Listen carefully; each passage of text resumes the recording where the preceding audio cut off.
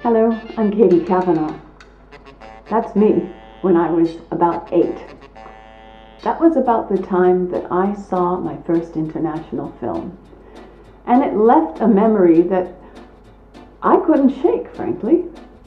And later on, I found out that it was a Czech film called The Eel. And I think that, in part, is what drove me to do what I'm doing today. Making a documentary about how international films can impact childhood autobiographical memory. That's a pretty important part about how we see ourselves and how we see the world. And everybody has an autobiographical memory. Felix was an 11-year-old boy sitting behind the international jury on which I served of the Berlin Film Festival's Kinderfilmfest, now called Generation. Meet Felix at about the time I met him in 2001.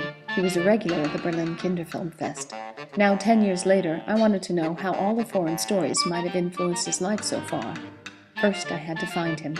And thanks to research I did through Stanford University, I was able to back up a notion I had that maybe, when seen in childhood, international films could have much more of an impact. Your intuition is right that for young children, it's quite possible that an international film, something that gives you a different perspective, for all the principles we know about memory, would be more memorable. It would be distinctive. So I had to find Felix and talk to a number of people to understand how films work in our memories.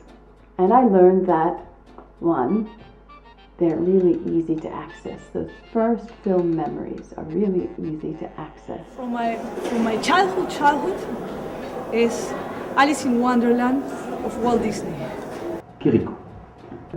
Amadeus from Milos Forman. She was my childhood hero. Die schöne Vasilissa, ein russischer Märchenfilm. Den werde ich nie vergessen. And two, those memories can be directive. I went to study in Japan for a year, and when the group of students were introducing themselves and talking about why they were there, and I just said that I was inspired by a childhood movie, so I made that reference to Fatty and Skinny, which I thought I remembered as Skinny and Fat. And I was being touched by a film, a little film, honestly made by a lady who struggled in Czechoslovakia to do her own films. She was called Ermina Kirlova, and I'm sorry she did not know she touched me.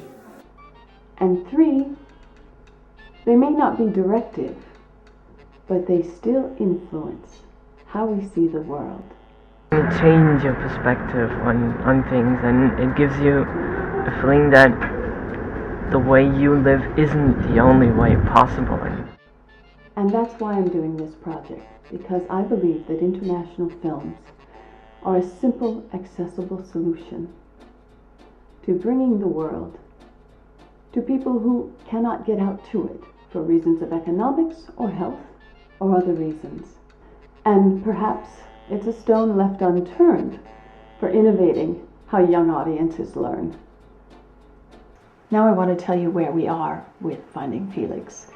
We've had 2 test screenings, and viewers told us that they would like to see our interviewees film memories. That requires licensing film clips. But that would make Finding Felix an archive and an excellent learning tool, as it's intended to be. So this is one of the things that I'd like to ask your help for. The other is to finish Finding Felix so it does get to screen.